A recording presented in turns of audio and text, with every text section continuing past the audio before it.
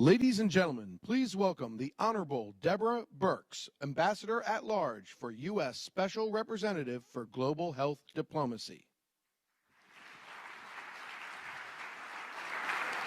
Good afternoon. What an unbelievable, vibrant opening to our afternoon session. It's such a privilege to be here and recognize the strong support of Secretary Pompeo and Ambassador Brombeck. We're going to talk about the intersection of religious freedom with resilient, free, and sustainable community. And running through all of that is health of those communities. 16 years ago, PEPFAR was born. That's the President's Emergency Plan for AIDS Relief, the largest single response to a disease ever harnessed in the world. Combating HIV/AIDS around the globe, announced by President Bush, supported by President Obama, and proudly supported by President Trump. Throughout these 16 years, this program recognized the important part of the religious communities and the communities of faith. When President Bush announced PEPFAR in 2003, there was an intentional and deep investment in faith-based organization, understanding when there was no one and there was nothing.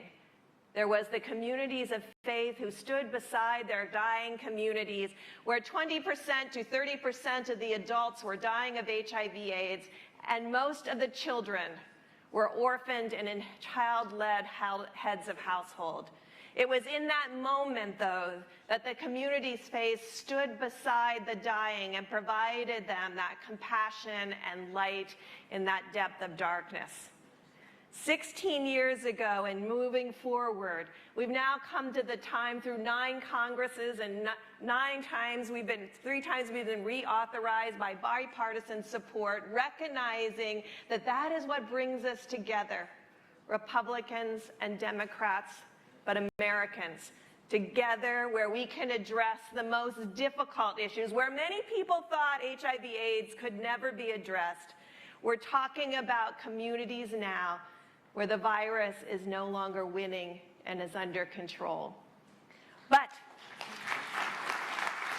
amid that amazing success that was announced World AIDS Day last year by Vice President Pence, he recognized again the role of communities of faith, recognizing Sister Mary from Kenya, who again stood up 20 years ago with Father D'Agostino to respond to that need of that community, and has raised more than 10,000 children into adulthood through the support of PEPFAR and others, and as mentioned, through USAID.